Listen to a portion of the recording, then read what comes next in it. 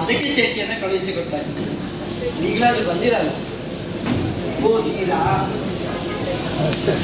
ಏನು ಎಲ್ಲಿದ್ದಾನೆ ಅಂತ ಹುಡುಕಿದ್ದು. ಈಗ ಕೆಳಗೆ ನೋಡಿ ಹುಡುಕಿದ್ರೆ ಸಿಗುವುದಿಲ್ಲ, ಮತ್ತೆ ಅದು ಮೇಲೆ ನೋಡಿ ಹುಡುಕಬೇಕಾದ ವ್ಯಕ್ತಿತ್ವ. ಧೀರ ಅಂತ ಸುಮ್ಮಗೆ ವಿನೋದಕ್ಕಾಗಿ ಆಡಿದ್ದಾರೆ. ಯಾರನ್ನು? ನಿಮ್ಮನ್ನೇ ಉದ್ದೇಶಿಸಿ ಹೇಳಿದರು. ನಾನು ತೀರ ಅಲ್ಲ, ಬರೇ ತೀರ. ಈಗ ಹಾಗೆಲ್ಲ ಆಗ್ತದಲ್ಲ, ನೀವೇನು ಮುಖ ಆ ಕಡೆಗೆ ಮಾಡೋದು? ಮತ್ತೆ ಮುಖ ತಿರುಗಿಸಿ ನಿಲ್ಲಬೇಡಿ, ಮುಖ ತೋರಿಸಿ ಮಾತಾಡಿ. ಮುಖ ತೋರಿಸುವ ಹಾಗಿಲ್ಲ. ಅದೇನು? ಮುಖ ನೋಡಿದ್ರೆ ಸುಖ ಇಲ್ಲ. ಅದು ನೋಡಿದ ಬಳಿಕ ನೋಡಿದವರು ಹೇಳಬೇಕು ಸುಖ ಉಂಟು ಇಲ್ವಾ ಅಂತ. ಏನೇ ಇಲ್ಲಿ ನಾನು ಯಾಕೆ ಹೇಳಿದೆ, ಯಾಕೋ ಈ ಮುಖ ಮರೆಸಿ ಮಾತಾಡುವವರಲ್ಲಿ ಹೆಚ್ಚು ವಿಶ್ವಾಸ ಆಗುದಿಲ್ಲ ಅನ್ನೋ ಧ್ವನಿಯಿಂದ. ಏನಾದ್ರು ಮರೆ ಮಾಡುವವರು ಮಾತ್ರ ಮುಖ ಆ ಕಡೆಗೆ ಮಾಡಿ ಮಾತಾಡುದು. ಸತ್ಯ ಉಂಟು, ಎಲ್ಲಿ ಸತ್ಯ ಕಾಣ್ತದೆ ಅನ್ನೋ ಭೀತಿ ಇರ್ತದೆ, ಭಯ ಇರ್ತದೆ. ಬಿಡಿ, ನಿಮಗೆಂತ ಭೀತಿ? ಯಾರ ಭೀತಿ, ಯಾರ ಭಯ? ಓದೀರಾ? ಪ್ರಶ್ನೆಗಳನ್ನ ಕೇಳಿಕ್ಕಿದ್ದು ಅದಕ್ಕೆ ಬರೆಸಿಕೊಂಡೆ. ನನ್ನಲ್ಲಿಯಾ? ಹೌದು. ಒಮ್ಮೆಲೆ ಕೇಳ್ತೀಯ, ಒಂದೊಂದೇ ಕೇಳ್ತೀಯ. ನಿಮಗೆ ಹೇಗೆ ಆದಿತ್ತು? ಯಾವುದು ಅನುಕೂಲ ಹಾಗೆ. ಒಮ್ಮೊಮ್ಮೆ ಒಂದೊಂದೇ ಕೇಳಿದ್ರೆ ಗೊತ್ತಿದ್ರೆ ಉತ್ತರ ಕೊಡಲೂಬಹುದು, ಕೂಡಲೇ ಸಿಗ್ತದೆ. ಹಾಗಾಗಿ ಒಂದೊಂದೇ ಕೇಳ್ತೇನೆ. ಆಗಲಿ. ನಿಮ್ಮ ಊರು? ಒಂದು. ನಿಮ್ಮ ಹೆಸರು? ಎರಡು. ಮದುವೆ? ಮೂರು. ಆದ ಮೇಲೆ ಮಕ್ಕಳು? ನಾಲ್ಕು.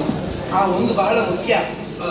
ಈ ರೂಪ ಮೊದಲೇ ಇದ್ದದ್ದ, ಅಂದ್ರೆ ತಾಯಿಯ ಹೊಟ್ಟೆಯಿಂದ ಹೊರಗೆ ಬರುವಾಗಲೇ ಇದ್ದದ್ದ, ಅದ ತಿರುಗಾಟದ ಸಂಪಾದನೆಯು ಅಂತ ಕೇಳುದು ನಾನು. ಇದು ಊರು ಕೇಳಿದ್ದೇವ? ನನ್ನ ಊರು ಬಂಗಾಲ. ಓಹೋ, ನಾನು ಮಾತ್ರ ಈಗ ಕಂಗಾಲ. ಕಂಗಾಲದವರೆಲ್ಲ ಒಟ್ಟು ಕಂಗಾಲ ಅಲ್ಲಲ್ಲ? ನಾನು ಕಂಗಾಲ, ನೀವೀಗ ಕಂಗಾಲ. ಮಿಕ್ಕವರ ಬಗ್ಗೆ ನಮಗೆ ಯಾಕೆ? ಆಯ್ತು ಬಿಡಿ, ಉಳಿದವರ ವಿಷಯ ನಮಗೆ ಯಾಕೆ. ಸರಿ, ರೂಪದ ಬಗ್ಗೆ ಕೇಳಿದ್ದಲ್ಲ. ಹೌದು. ರೂಪ ಹೀಗೆ ಇರಲಿಲ್ಲ, ಮತ್ತೆ ತಿರುಗಾಟದ ಸಂಪಾದನೆ. ತಿರುಗಾಟ ಹೆಚ್ಚಾದ್ರೆ ಹೀಗಾಗ್ತದಲ್ಲ. ಪ್ರಪಂಚದಲ್ಲಿ ಯಾರೇ ಆಗಲಿ ಹೆಚ್ಚು ತಿಳಿಯುವುದಕ್ಕೆ ಹೋದ್ರೆ ಆಗುವುದು ಹೀಗೆ. ಆಮೇಲೆ ಮದುವೆ. ಮದುವೆ ಮದುವೆ ಆಗಿದೆ, ಹೋಗಿದೆ. ಅದೆಂತದ್ದು ಆಗಿದೆ ಹೋಗಿದೆ? ಹಾಗಲ್ಲ, ಇದು ವಿಶೇಷ. ನಮಗೆ ಇಲ್ಲಿವರೆಗೆ ಕೇಳಲಿಲ್ಲ. ಮದುವೆ ಒಂದು ಆಗಿದೆ, ಇಲ್ಲದಿದ್ದರೆ ಇಲ್ಲ, ಮುಗಿಯಿತು ಅಲ್ಲಿಗೆ. ಅಂದ್ರೆ ಅರ್ಥ ಉಂಟು. ಹೆಂಡತಿ ಬಳಿಯಲಿಲ್ಲ. ಓ, ಹೆಂಡತಿ ಬಳಿಯಲಿಲ್ಲ. ಬಹುಶಃ ನೀವು ಬಿಟ್ಟಿರ್ಬೇಕು ಹೆಂಡತಿಯನ್ನು. ನಾನು ಬಿಟ್ಟದ್ದು, ಮತ್ತೆ ಅವಳು ಬಿಟ್ಟದ್ದು. ಹೆಂಡತಿ ನಿಮ್ಮನ್ನ ಬಿಟ್ಟದ? ಎಂತದ ಒಂದು ಆಗಿದೆ. ಆಯ್ತು, ಸರಿ, ಮದುವೆ ಆಗಿದೆ, ಹೆಂಡತಿ ಬಿಟ್ಟಿದೆ, ಆಯ್ತು, ಮುಗೀತು. ಮತ್ತೆ ಮಕ್ಕಳು? ಮಕ್ಕಳು ಇಬ್ಬರು, ಗಂಡ ಹೆಣ್ಣು? ಒಂದು ಗಂಡು ಒಂದು ಹೆಣ್ಣು. ಓಹೋ, ಒಂದು ಗಂಡು ಒಂದು ಹೆಣ್ಣು. ಒಂದು ನಾನೊಂದು ನೀನು. ಈಗ ಮಾತ್ರ ಬಳೆಯಲಿಲ್ಲ. ಅದೇನು? ಮಕ್ಕಳು ತಾಯಿ ಜೊತೆಗಿರ್ತಾರೆ. ತಾಯಿ ಜೊತೆಗೆ? ಆಯ್ತು, ಮಕ್ಕಳು ಯಾವತ್ತಿದ್ರು ತಾಯಿ ಜೊತೆಗೆ ಇರಬೇಕು. ಈಗ ನಿನ್ನ ಪ್ರಶ್ನೆಗೆ ಸಮರ್ಪಕವಾದ ಉತ್ತರ ಕೊಟ್ಟೆ. ಇಷ್ಟೆಲ್ಲ ಪ್ರಶ್ನೆ ಕೇಳಿದ ನೀನು ಜನ ಯಾರು ಅಂತ ಗೊತ್ತಾಗಿಲ್ಲ. ನನ್ನ ಪರಿಚಯ ಸಿಗ್ಲಿಲ್ವ? ಇಲ್ಲ. ಈ ಕಾಷಾಯ ವಸನ, ಈ ನಿರಾಭರಣ ಅಲಂಕಾರ, ಮನಸ್ಸಿದ್ದು ಸ್ವಯಂವರ ಮಂಟಪಕ್ಕೆ ಪ್ರವೇಶ ಮಾಡಿದ್ದಾರೆ. ಮತ್ತೆ ಬಂದವರು ಅನೇಕ ಮಂದಿಗಳಿದ್ರು. ಹ. ಅವರ ಮುಖ ನೋಡುವಾಗ ನನಗೆ ಹಿತ ಇಲ್ಲ. ಹಾಗಾಗಿ ಸ್ವಯಂವರ ಇಲ್ಲಿಗೆ ಮುಗಿಸೋಣ ಅಂತ ಇತ್ತು. ಅಂದ್ರೆ ನಾನು ದಮಯಂತಿ, ಹ, ನಳಚಕ್ರ ಭೂಪದಿಗಳ ಮಡದಿ. ನೀನೇ ದಮಯಂತಿ ಎಂಬ ಮೋಹನ. ಮುಗಿಸಬೇಡಿ, ಮುಂದುವರಿಸಿ. ಎಂಜೋ ಹಿಂದೆ ಕೇಳಿದ್ರೆ ನೆನಪು ಬರ್ತದೆ ನನಗೆ. ಹೇಳ್ಕೊಂಡು ಬೇಡಿ ನನಗೆ ನೀನೀಗ. ಇವತ್ತಿನ ಮದುಮಗಳ ದಿನವೇ ನಾನು ಪ್ರಶ್ನೆ ಮೂಡ್ತದೆ. ಯಾಕೆ? ಮದುಮಗಳಿಗೆ ಇರಬೇಕಾದಂತ ಶೃಂಗಾರ ಯಾವುದು ಕಾಣುವುದಿಲ್ಲ. ರಾಜರೆಲ್ಲರೂ ಕೂಡ ತುದಿ ಕಾಲದ ನಿಂತಿದ್ದಾರೆ. ಮದುವೆ ಹೂವಿನ ಮಾಲೆ ಈಗ ಬೀಳ್ತದೆ ಅಂತ. ಆದ್ರೆ ಅನುರೂಪನಾದ ವರ ಬೇಡವಾ? ಬೇಕು ತಾನೇ. ನೀವು ನನ್ನ ಪ್ರಶ್ನೆಗೆ ಉತ್ತರ ಕೊಟ್ಟ ಮೇಲೆ ನನಗೆ ಅನುರೂಪನಾದ ವರ ಯಾರು ಅಂತ ಗೊತ್ತಾಯ್ತು. ಇನ್ನರಿಗೆಲ್ಲ ಪ್ರಶ್ನೆ ಕೇಳಿಲ್ಲ. ಏನು ಒಂದಲ್ಲ, ಸಾವಿರಕ್ಕೆ. ಹೌದಾ? ನಿನಗೆ ಮದುವೆ? ನನಗೂ ನಿಮ್ಮ ಹಾಗೆ ಆಗಿದೆ. ಹಾ. ಅದು ಹೋಗ್ಲಿಲ್ಲ. ಮತ್ತೆ ಗಂಡ ಬಿಟ್ಟು. ಹೌದಾ? ಎಲ್ಲಿದ್ದಾರೆ? ಇಲ್ಲಿ ಇದ್ದಾರೆ ಅಂತ ಭಾವಿಸುದು ನಾನು. ಹಾ. ಮಕ್ಕಳು ನಿಮ್ಮ ಹಾಗೆ ಅಂದ್ರೆ ನಿಮ್ಮ ಮಕ್ಕಳೇ ನನ್ನ ಮಕ್ಕಳು. ನನಗೂ ಒಂದು ಗಂಡು ಒಂದು ಹೆಣ್ಣು ಅಂತ ಹೇಳಿದ್ದು ನಾನು. ಸರಿ, ಹಾಗೆ ನಮ್ಮ ಮಕ್ಕಳು ಒಂದೇ ತಾಯ್ತು. ಒಂದೇ ಕೆಲವೊಮ್ಮೆ ಬಾಯಿ ತಪ್ಪಿ ಸತ್ಯ ಬರ್ತದೆ. ಹಾಗಾದ್ರೆ ಇವತ್ತು ಮದುಮಗ ಯಾರು ಅಂತ ಗೊತ್ತಾಗಲಿಲ್ಲ, ಕಾಣುವುದಿಲ್ಲ ಯಾರು. ಮದುಮಗನ ಬಳಿಯಲ್ಲಿ ನಿಂತಿದ್ದಾನೆ. ಯಾರಪ್ಪ? ಈ ಧೀರ ನೀವೇ ನನ್ನ ಮದುಮಗ. ಮೊದಲ ಸತಿಯ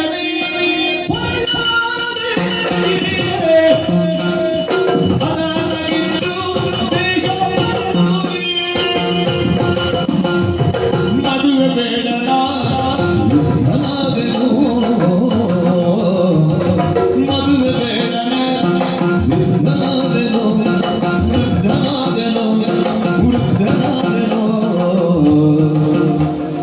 ಮದನ ಕೀಳಿಗೆ ಮದನ ಕೀಳಿಗೆ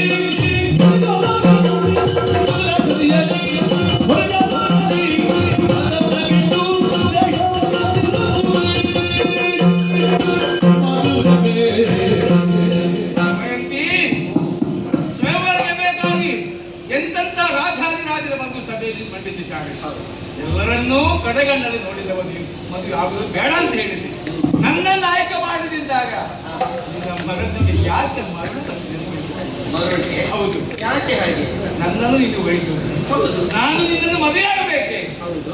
ಖಂಡಿತವಾಗಿ ಈ ಆಸ್ತಿ ನೆರವೇರಲಿಕ್ಕೆ ಸಾಧ್ಯವಿಲ್ಲ. ಅದೇನು ಹಾಗೆ? ಯಾಕಂದ್ರೆ ಯಾವುದಕ್ಕೂ ಒಂದು ಪ್ರಾಯ ಎಂಬುದಿದೆ. ನನ್ನದಿದು ಮದುವೆ ಪ್ರಾಯ ಅಲ್ವೇ? ನನ್ನ ಪ್ರಾಯ ಮೀರಿ ಹೋಗಿದೆ. ಮಾತ್ರವಲ್ಲದೆ ಮೊದಲ ಸತಿಯನ್ನೇ ಪಡೆಯಲಿಕ್ಕೆ ಅಸಾಧ್ಯವಾಗಿ ಬಿಟ್ಟು ಬಂದಿದ್ದೇನೆ ಅಂತಾದ ಮೇಲೆ ನಿನ್ನನ್ನು ನಾನು ಮದುವೆಯಾಗಬಹುದು. ಸಾಕುವುದಕ್ಕುಂಟೆ, ಸಲಹುವುದುಂಟೆ. ಅಲ್ಲದೆ ಒಂದು ವೇಳೆ ನೀನು ಮದುವೆ ಆದರೂ ಮದನ ಕೇಳಿಗೆ ನಾನು ಒದಗಲಾರೆ. ಆದ್ದರಿಂದ ನನ್ನನ್ನು ವರಿಸಬೇಡ. ನಾನು ಮದುವೆ ಆಗುವುದಿಲ್ಲ. ನನಗೆ ಮದುವೆ ಬೇಡ. ಹಣ ಕೇಳಿಯ ವಾಂಛೆ ನನಗಿಲ್ಲ. ಮತ್ತೆ ನಿಮ್ಮನ್ನು ನಾನೇ ಸಾಕ್ತೇನೆ. ಜಾಣ ನುಡಿ. ನೀನೆ ಗಳಿಸಿದ ಜಾಣ ನುಡಿಗಳ ಉದಾಹರಣೆ ಕಾಣಿಸೈ ಬಹು ಉಳಿಸಿದೆ, ಉಳಿಸಿ ಬಹು ಉಳಿಸಿದೆ.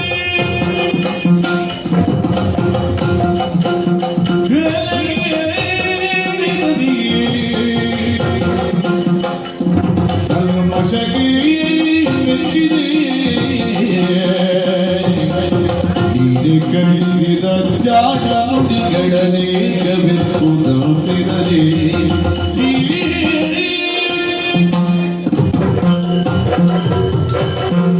ಯಾರು ಬಂದಿದ್ದು ಚಿಂತೆ ಇಲ್ಲ. ನೀವು ಬರಬೇಕನ್ನೋ ನಿರೀಕ್ಷೆ ಪ್ರತೀಕ್ಷೆ ನನಗೂ ಇದೆ. ಉದಯವ ನಿಮ್ಮಲ್ಲಿ ಬಂದು ಹೋಗಿದ್ದಿರಬೇಕು. ಜೊತೆಗೆ ಪರ್ಣಾದರೂ ಬಂದಿದ್ದಿರಬೇಕು. ಅವರಲ್ಲಿ ನನ್ನ ಬಾಳ ಭವಿತವ್ಯದ ಕುರಿತಾಗಿ ಕನಸು ಗಟ್ಟಿ ಕಾವ್ಯ ರೂಪವಾಗಿ ನನ್ನಲ್ಲಿದ್ದ ಪ್ರಶ್ನೆಗಳನ್ನು ಹೇಳಿ ಕಳುಹಿಸಿದ್ದಾರೆ. ಯಾರು ಈ ಪ್ರಶ್ನೆಗಳಿಗೆ ಸಮರ್ಪಕವಾದ ಉತ್ತರವನ್ನು ಕೊಡ್ತಾರೆಯೋ, ಯಾರು ಆ ಕಾವ್ಯಾತ್ಮಕವಾದ ಒಗಟನ್ನು ಬಿಡಿಸ್ತಾರೆಯೋ ಅವನೇ ನನ್ನ ಗಂಡ. ಅಥವಾ ನನ್ನವರಿಗಲ್ಲದೆ ಇನ್ನೊಬ್ಬರಿಗೆ ಅದು ಸಾಧ್ಯ ಇಲ್ಲ ಅಂತ ಆಡಿದೆ. ನಿಮ್ಮಲ್ಲಿಗೆ ಬಂದಿದ್ದಿರಬೇಕು. ನನ್ನ ಪ್ರಶ್ನೆಗೆ ಉತ್ತರ ಸಿಕ್ಕಿತು. ಕಲಿಯ ಕೋಟರೆ ಸೀರೆ ಉಳಿಸಿತು, ಸದ್ಯ ನಗಲಿಸಿ ದೂರ ಸರಿಸಿತು. ಮದ್ಯನಾಪತಿ ಕಳೆದುಕೊಳ್ಳದೆ ಸತ್ಯ ನೆನಪದೆ ಕಾಲ ಕಳೆಯುತ್ತಾನೆ. ಸತ್ಯ ತುತೆಯ ಕಾಣದು ಹೃದಯ ಮಿಡಿಯುತ್ತ ಉಸಿರ ಹಿಡಿದೆಯ ಸತ್ಯ ಮರೆಯಲಿ ಸತ್ಯಗೆ ಇದುವೇ ಭೂಷಿತ. ಎಲ್ಲಿ ನನ್ನ ಗಂಡ ಎಲ್ಲಿದ್ದಿರಬಹುದು, ಇದ್ರೆ ಹೇಗಿರಬಹುದು ಅನ್ನೋ ಕುರಿತಾಗಿ ನಾನು ಚಿಂತಿಸಿದ್ರೆ ನನಗೆ ಉತ್ತರ ಕೊಟ್ಟವರು ಭಾವುಕ ನಾಮಕ. ಅದಕ್ಕೆ ಸ್ವಾಮಿ ನಿಮ್ಮನ್ನು ಈವರೆಗೆ ಬರೆಸಿದ್ರು. ಅದಕ್ಕೆ ಹೇಳಿದ್ದು ಯಾರು ಬರೆದಿದ್ದು ಚಿಂತೆ ಇಲ್ಲ, ನೀವು ಬರಬೇಕಿತ್ತು. ಮದುವೆ ಆಗೋದಕ್ಕೆ ಮನಸ್ಸಿಲ್ಲ ನಿಮಗೆ? ಬೇಡ ಬೇಡ. ಗಂಡ ನನ್ನ ಹೆಂಡತಿ ಮತ್ತೆ ಮದುವೆ ಆಗ್ಲಿಕ್ಕೆ ಏನು? ನನ್ನ ಗಂಡ ಅಲ್ಲ ನಳಚಕ್ರವರ್ತಿ ಭೂಪತಿಗಳಲ್ಲೇ. ಅಲ್ಲ ನೀವು ಅಲ್ಲ ಅಂತ ಹೇಳ್ಬೋದು, ನನಗೆ ತಿಳಿಯುತ್ತದೆ. ನಿಮ್ಮ ಕೈ ಹಿಡಿದ ಹೆಂಡತಿ ನಾನು. ಅರಮನೆಯ ಮೇಲುಪ್ಪರಿಗೆಯಲ್ಲಿ ನಿಮ್ಮ ಕುರಿತಾಗಿ ನಿರೀಕ್ಷೆ ಇರಿಸಿಕೊಂಡು ಕಾದು ಕುಳಿತಿದ್ದೆ. ನೀವೇ ಬಂದ್ರಲ್ಲ. ಬಂದು ಸೇರಿದ ಮದುಮಕ್ಕಳಿಗೆ ಆಹಾರವನ್ನು ಮಾಡುವುದಕ್ಕೆ ಬೇಕಾದ ಸಾಹಿತ್ಯಗಳನ್ನು ಪರಿಕರಗಳನ್ನು ನಾವು ಪೂರೈಸಿದ್ದೆವು. ಆದರೆ ಯಾರೊಬ್ಬರಿಗೂ ಬೆಂಕಿಯ ವ್ಯವಸ್ಥೆ, ಬೇಯಿಸುವುದಕ್ಕೆ ನೀರಿನ ವ್ಯವಸ್ಥೆಯನ್ನು ಮಾಡಿದ್ದೆವು. ನಿಮ್ಮ ಹಕ್ಕುದಾನವನ್ನು ನನ್ನ ಚೇಟಿಯು ಬಂದು ಪರೀಕ್ಷಿಸಿದ ಕಾಲಕ್ಕೆ ಅನ್ನ ಬೆಂದಿದ್ದಂತೆ, ನೀವು ಉಂಡು ನಿದ್ರಿಸಿದ್ದೀರಂತೆ. ಉಳಿದವರಿಗೆ ಸಾಧ್ಯವಾಗದು ನಿಮಗೆ ಹೇಗೆ ಸಾಧ್ಯವಾಯಿತು ಪ್ರಭು?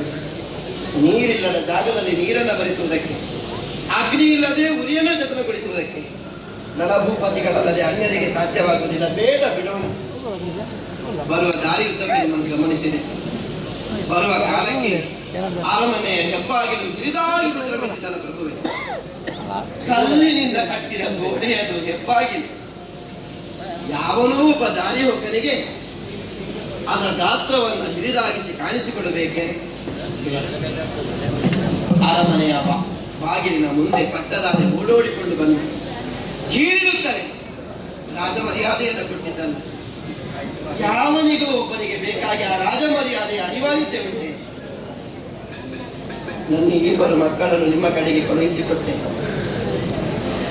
ಬಳಿ ಕರೆದು ಎದೆಗಾಣಿಸಿ ನೆತ್ತಿಯನ್ನು ಆಗ್ರಾಣಿಸಿ ಕಣ್ಣೀರಿಳಿಸಿದ್ರಲ್ಲ ದೊರೆ. ಯಾರೋ ಒಬ್ಬಳಾಗಿ ಹೆತ್ತ ಮಕ್ಕಳಿಗೆ ಪ್ರೀತಿ ಮಮಕಾರದ ಅನಿವಾರ್ಯತೆ ಉಂಟೆ? ಬೇಡ. ಆದರೆ ನನ್ನೊಳಗೆ ನಾನು ಹಿಗ್ಗುತ್ತಿದ್ದೆ. ಮತ್ತೆ ಮತ್ತೆ ನಮಗೆ ದೃಢವಾಗುತ್ತಿತ್ತು. ಬಂದವನು ನಳಭೂಪನನ್ನು ವಿಶ್ವಾಸ ಜಾಗೃತಗೊಳ್ಳುತ್ತಿತ್ತು. ಬಂದಿರಿ, ಈಗ ಹೇಳಿ, ಅನ್ಯರಿಗೆ ದುರ್ಲಭವಾದ ಈ ವ್ಯಕ್ತಿತ್ವ ಪ್ರದರ್ಶನ ನಿಮಗೆ ಹೇಗೆ ಸಾಧ್ಯವಾಯಿತು? ನನ್ನ ಗಂಡ ನಳಚಕ್ರವರ್ತಿ ಅಲ್ವೇ ನೀವು? ನೋಡ, ನಿಮ್ಮದು ಕರ್ಮ ದೃಢವಾದ ನಿಲುವೆ, ದೃಢವಾದದಿದ್ದಾರೆ. ಹಾಗಾದರೆ ಹೆಂಡತಿ ಪ್ರಶ್ನೆಗಳಿಗೆ ಉತ್ತರ ಕೊಡಿ. ಯಾವ ಕಷ್ಟ ಬೇಕಾದ್ರೂ ಬರಲಿ, ಸುಖವೋ ದುಃಖವೋ ನಿಮ್ಮ ಜೊತೆಗೇನೋ ಹಾಗೆ ಭಾವಿಸಿ ಕಾಡಿಗೆ ನಿಮ್ಮ ಜೊತೆಯಾಗಿ ಪ್ರಯಾಣವನ್ನು ಬೆಳೆಸಿದ ಕಾಲಕ್ಕೆ ಕಾಡ ಮಧ್ಯದಲ್ಲಿ ಒಬ್ಬಳಾಕೆ ಹೆಣ್ಣು ಮಗಳನ್ನು ಕೈ ಹಿಡಿದ ಸತಿಯಲ್ಲ ಬಿಟ್ಟು ಹೋಗುವುದಕ್ಕೆ ಹೇಗೆ ಮನಸ್ಸು ಬಂತು ಪ್ರಭುವೆ? ಹೇಗೆ ಮನಸ್ಸು ಬಂತು? ಇದರಲ್ಲಿ ಮರು ಗಳಿಗೆಯಲ್ಲಿ ನನ್ನ ಪ್ರಾಣ ಪತನವಾಗಬೇಕಿತ್ತು, ನಾನು ಸತ್ತು ಹೋಗಬೇಕಿತ್ತು. ಆದರೆ ಉಳಿದಿದ್ದೇನೆ ಯಾಕೆ ಗೊತ್ತೇ? ಪಡೆದ ಮಕ್ಕಳಿಗಾಗಿ, ನಾಳೆ ನಿಮ್ಮನ್ನು ಕಾಣ್ತೀರ ಅನ್ನೋ ವಿಶ್ವಾಸಕ್ಕೆ ಬೇಕಾಗಿ, ಧರ್ಮವನ್ನು ಬಿಡದ ನರನಿಗಾಗಿ, ಇಂದಲ್ಲ ನಾಳೆ ನಿಮ್ಮ ಪಾದ ಸೇವೆಯ ಸೌಭಾಗ್ಯ ಬದುಕ್ತದೆ ಅನ್ನೋ ವಿಶ್ವಾಸಕ್ಕಾಗಿ. ಈಗ ಹೇಳಿ, ಈ ದಮಯಂತಿಯ ಅರಸ ನಳಚಕ್ರವರ್ತಿ ನೀವಲ್ವೇ? ಅಲ್ಲ ಅಲ್ವೇ? ಅಲ್ಲ ಅಲ್ವೇ? ಅಲ್ಲ. ಆಯಿತು, ಯಾವ ಸತಿಯಾದ್ರೂ ಹೆಂಡತಿಯಾದ್ರೂ ಸರಿ, ಪರಪುರುಷನನ್ನು ಕಂಡು ನೀನು ನನ್ನ ಗಂಡ ಗಂಡ ಅಂತ ಒತ್ತಾಯಪೂರ್ವಕವಾಗಿ ಹೇಳುವುದಿಲ್ಲ. ಕೇಳಿಕೊಳ್ಳಬೇಕಾದ ಹತಾಶ ಸ್ಥಿತಿ ನನ್ನದು.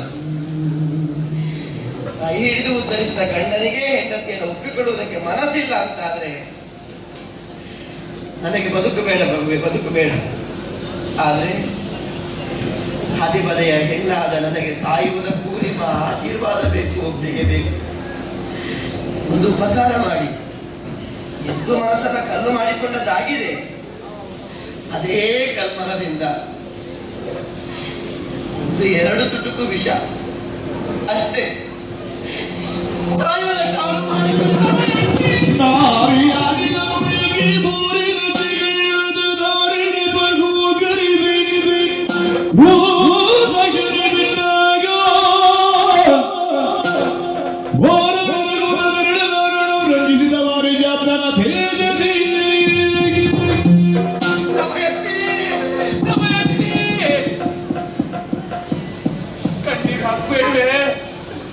ಕಣ್ಣೀರನ್ನು ಕಾಣುವಂತಹ ಸಾಮರ್ಥ್ಯ ಈ ನಳಚಕ್ರವರ್ತಿಗೆ ದೇಶದಲ್ಲಿ ನಿನ್ನದು ಇದೆರಡು ಕೈಗಳಲ್ಲ, ನಿನ್ನನ್ನು ಕಾಣುವುದು ನಾನು ಬಾಯಿಕೊಳ್ತಾ ಇದ್ದೇನೆ.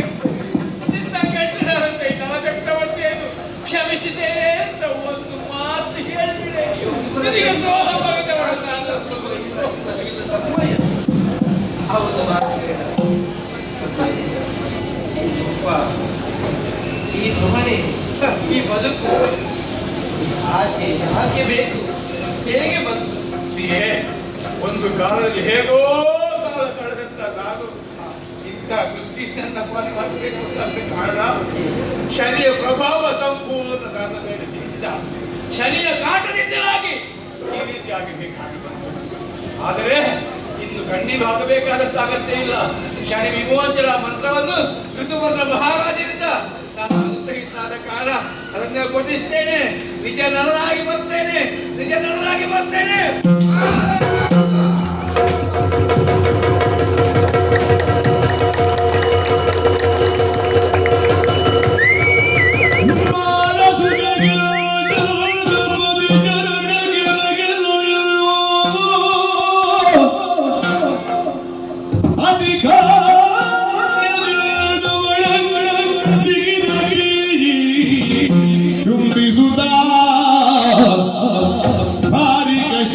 ಪಡಿಸಿದೆನು ನಿನ್ನ ನಾನೆಂದು ಸೋರುವ ಹೊರಸಿದ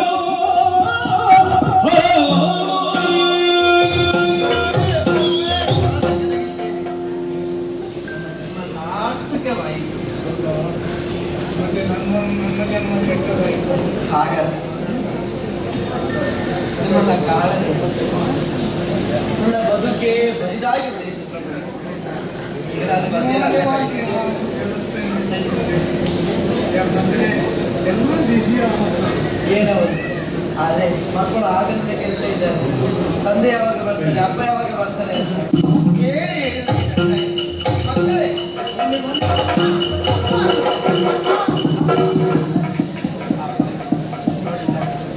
ಎಷ್ಟು ಸಂತೋಷ ಆಗ್ತಾ ಇದೆ ಮಕ್ಕಳಿಗೆ. ನನ್ನ ಮಕ್ಕಳನ್ನು ನೋಡ್ಲಿಕ್ಕೆ ನನಗೆ ಎಷ್ಟು ಕಷ್ಟ ಆಯಿತು. ಅವರದ್ದು ಯೋಗ, ನಿಮ್ಮನ್ನ ಅಪ್ಪ ಅಂತ ಬಾಯಿ ತುಂಬ ಕರೆಯುವ ಯೋಗ ಭಾಗ್ಯ ಸಿಕ್ಕಿದ್ದಲ್ಲ ಅವರಿಗೆ. ಸ್ವಾಮಿ, ಏನು ಇಲ್ಲಿಯೇ ಉಳಿಕೊಳ್ಳುದು, ನಮ್ಮದಾದ ರಾಜ್ಯವನ್ನು ನಾವು ಸೇರಬೇಕು, ಅದಕ್ಕೊಂದು ದಾರಿಯನ್ನು ನಾವು ಬಳಸಿಕೊಳ್ಳಬೇಕು. ನೀವು ಒಂದು ಓಲೆ ಬರೆದು ಕಳಿಸಿ ನಿಮ್ಮ ತಮ್ಮನಿಗೆ, ಒಂದೋ ವಿನಯಪೂರ್ವಕವಾಗಿ ನಿಮ್ಮಿಂದ ವಶಪಡಿಸಿದ ರಾಜ್ಯವನ್ನು ಒಪ್ಪಿಸಿ ಅಲ್ವಾ. ಇನ್ನೊಂದು ದಾರಿ ಮಾಡಿದ್ರೆ ಮರುದ್ಯುದ್ಧ, ಮರುದ್ಯುದ್ಧದಲ್ಲಿ ಗೆದ್ರೆ ಆಯ್ತಲ್ಲ, ಸೋತ್ರೆ ಸೋತವನ್ನು ತಲೆದಳು. ನೀವು ದಯಾಳು ಕರುಣೆಯಿಂದ ಒಪ್ಪಿದ್ರೆ ಎಲ್ಲಿಯಾದ್ರೂ ಕಾಡ ಮೂಲೆಯಲ್ಲಿ ಆದ್ರೂ ಬದುಕೊಂಡೆ ಅದಕ್ಕೆ ಸಾಯಿಲಿ. ನಮ್ಮ ರಾಜ್ಯ ನಮಗೆ ಕಾಯ್ತಾ ಉಂಟು. ಹೋಗೋಣ, ಬನ್ನಿ ಬನ್ನಿ ಬನ್ನಿ ಬನ್ನಿ.